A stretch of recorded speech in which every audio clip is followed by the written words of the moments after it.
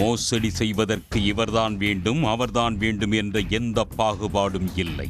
ஒரு காலத்தில் சாமானிய மக்களை மட்டும் ஏமாற்றி வந்த மோசடி கும்பல் தற்போது அரசியல் பிரமுகர்கள், சினிமா நட்சத்திரங்கள் என்று பாரபட்சமின்றி தனது மோசடி வேலைகளை அரங்கேற்றி வருகிறது.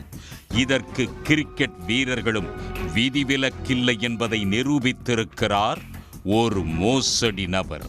இந்திய கிரிக்கெட் அணியில் நட்சத்திர வீரராக திகழ்ந்தவர் தமிழ்நாட்டைச் சேர்ந்த ரவிச்சந்திரன் அஸ்வின். அஸ்வினின் சுழல் பந்தில் திணறாத வீரரே இல்லை என்று சொல்லலாம்.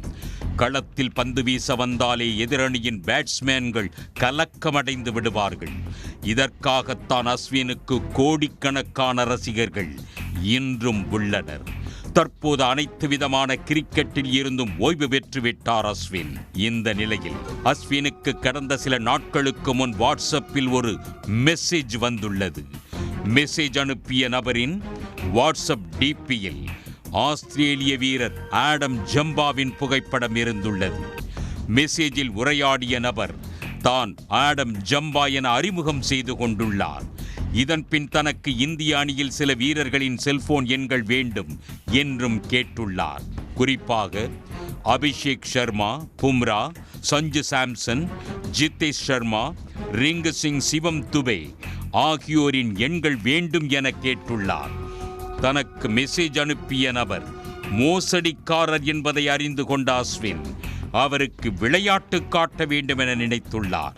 இதன்படி நீங்கள் கேட்ட செல்போன் எண்களைத்தான் எக்ஸலில் தயார் செய்து கொண்டிருக்கிறேன் என்றும் விரைவில் அனுப்பிவிடுகிறேன் என்றும் அஸ்வின் பதிலளித்துள்ளார். உங்களிடம் தோனியின் செல்போன் எண் இருக்கிறதா, இல்லை அதையும் தொலைத்து விட்டீர்களா என்று கேட்ட அஸ்வின் தோனி பெயர் கொண்ட போலியான செல்போன் எண்ணை அனுப்பியுள்ளார். அஸ்வின் உஷாராகிவிட்டார் என்பதை அறிந்து கொண்ட அந்த மோசடி பேர்வழி தொடர்பை துண்டித்துவிட்டு எஸ்கேப் ஆனார். இந்த உரையாடலை தனது இன்ஸ்டா பக்கத்தில் அஸ்வின் பகிர்ந்துள்ளார்.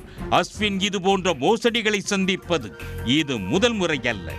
கடந்த ஆகஸ்ட் மாதத்தில் முன்னாள் சிஎஸ்கே அணி வீரரும் நியூசிலாந்து வீரருமான டெவன் கான்வே போல நடித்து ஒருவர் அஸ்வினிடம் பேசி விராட் கோலியின் செல்போன் எண்ணை கேட்டு பெற முயன்றுள்ளார். அப்போதும் அஸ்வின் சுதாரித்துக் கொண்டு அவருக்கு செல்போன் எண்ணை மாற்றி அனுப்பியிருந்தார். அஸ்வினிடம் மோசடிக்காரர்கள் இப்படி அடிக்கடி தொடர்பு கொண்டு இந்திய வீரர்களின் செல்போன் எண்களை பெற முயல்வது பரபரப்பை ஏற்படுத்தி உள்ளது.